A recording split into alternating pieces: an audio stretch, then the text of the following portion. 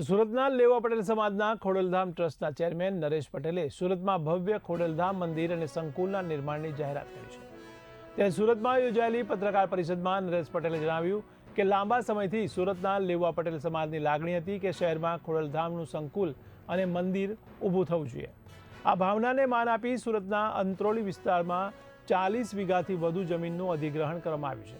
અહીં મંદિર સાથે આધુનિક સુવિધાસભર સંકુલનું નિર્માણ કરવામાં આવશે, જેમાં આરોગ્ય, શિક્ષણ અને સમાધાન પંચ જેવી વિવિધ સામાજિક સેવાઓનો સમાવેશ થશે।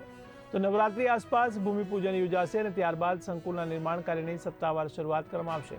આ પ્રોજેક્ટથી સુરતના લેવા પટેલ સમાજને ધાર્મિક અને સામાજિક પ્રવૃત્તિઓ માટે એક મહત્વપૂર્ણ કેન્દ્ર મળવાની આશા વ્યક્ત થઈ રહી છે। સંપાદન ગઈકાલે થઈ છે। આ જગ્યા ઉપર ખોડલધામ ટ્રસ્ટ ભાગવત પ્રેરિત મા ખોડિયારનું મંદિર અને સાથે સાથે જે ખોડલધામના પ્રકલ્પો સામાજિક લક્ષ્યને લઈને છે, જેમાં કે શિક્ષણ, આરોગ્ય અને સામાજિક એટલે કે સમાધાન પંચ, જે ગુજરાતની અંદર 22 જગ્યાઓએ ચાલુ છે। અત્યારે આ બધા પ્રકલ્પો અહીંયા શરૂ કરવામાં આવશે। સાથે સાથે ભૂમિપૂજન ને જે વાત છે એ ભૂમિપૂજન પણ અહીંના સ્થાયી